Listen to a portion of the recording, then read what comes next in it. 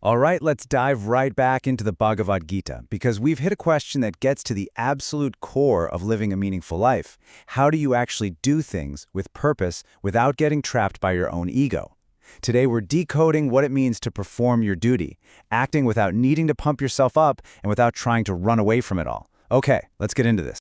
So, if you remember from our last deep dive, we nailed down a fundamental truth from Chapter 3. As long as you're alive and kicking in this world, inaction just isn't an option. Krishna is super clear about this. You can't just decide to sit out the game of life.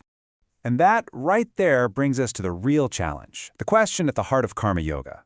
It's not about if you should act anymore. The big question is how.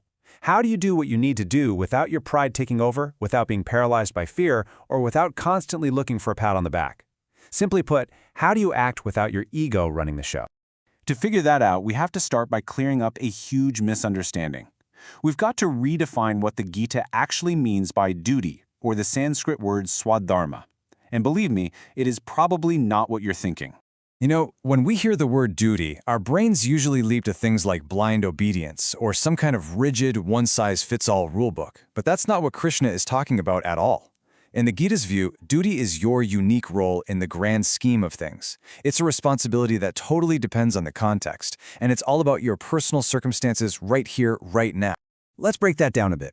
Your specific duty, your Svadharma, is basically molded by three key things: your abilities, what you're actually good at, your position, your role as a parent, a coworker, a friend, and your circumstances, the exact situation you're in at this moment. See, the Gita isn't telling everyone to do the same job. It's asking each of us to do our job and to do it well. Okay, so if duty is this personal, specific thing, then how does ego manage to worm its way in and mess everything up? Well, the Gita points to two main ways that our own self-interest can corrupt our actions. Think of them as the two faces of ego. First up, we've got the one we all recognize, right? The ego of achievement. This is that part of us that loves to shout, "I am the one doing this." It's loud, it's ambitious, and it absolutely feeds on praise and validation. You know that little voice in your head? Well, for this ego, it's running a constant script that sounds something like this. My work defines who I am. My success is proof that I'm valuable, and my failure means I'm worthless. Our entire identity gets wrapped up in the results and what other people think. And wow, is that an exhausting way to live? It creates this crazy attachment to outcomes that we don't even fully control, a paralyzing fear of failure that can keep you from even starting, and that endless, draining game of comparing yourself to everyone else. Your inner peace is basically held hostage by whatever is happening on the outside. But then there's this second, much sneakier side to the ego, and this is the ego of avoidance. This is the one that pulls back, that withdraws, and secretly thinks it's too good for the work that needs to be done. The voice of this ego is a lot quieter, but it's just as damaging. It whispers things like, I'm really above all this. This task is beneath me. I shouldn't have to be doing this. It's a funny kind of self-inflation that comes from refusal and resentment. The result?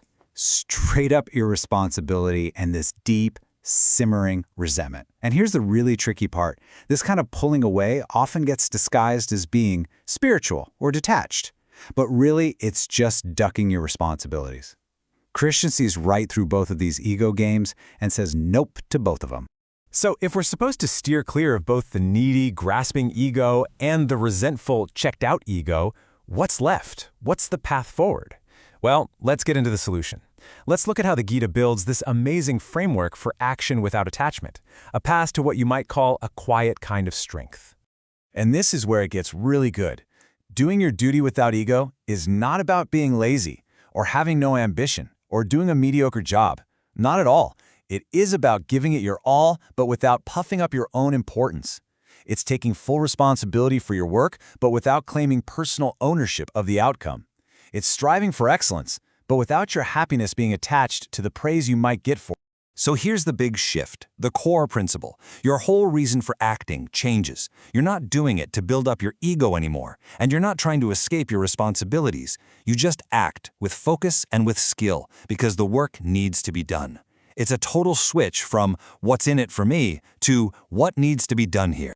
Now Krishna takes this whole idea and zooms out, from just you to, everyone. Because it turns out that how you do your duty, with or without ego, sends out these massive ripple effects. Your actions, whether you like it or not, always matter to the people around you. Let's just follow the logic for a second.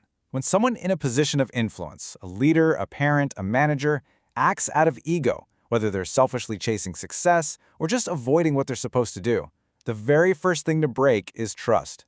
And once that trust starts to go, it doesn't take long for disorder and chaos to spread through the whole system. And this shows us the bigger picture, the higher purpose of acting without ego. This isn't about being a robot or suppressing your personality. The real goal is to keep the whole system stable and healthy. It's what makes a family, a team, or a society work, making sure that leadership is about taking care of things, not about personal power grabs. Okay, this is all amazing philosophy, but what does any of this mean when it's 8 a.m. on a chaotic Monday morning? Let's pull this ancient wisdom right into our modern lives and see how we can actually apply it to our jobs, our relationships, and all the pressures we face. So, what does this actually look like today? It looks like doing the necessary work and doing it well, even when no one's watching or giving you credit. It's making those tough calls without a hint of arrogance. It's taking full ownership of your role without feeling entitled to praise or special perks. And really, it all comes down to doing the right thing just because it's the right thing. No applause needed. And here it is, the practical, powerful payoff for all of this.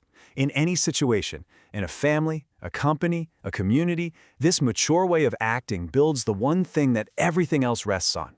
Responsibility without ego creates trust. It's that simple, and it's that profound. So what Chapter 3 really gives us is this radical new definition of a major spiritual concept. True renunciation isn't about ditching your life and responsibilities to go live in a cave somewhere. True renunciation is about walking through your duties, being fully engaged, but without carrying all that heavy baggage of the ego. And that leaves us with one final thought to carry with us.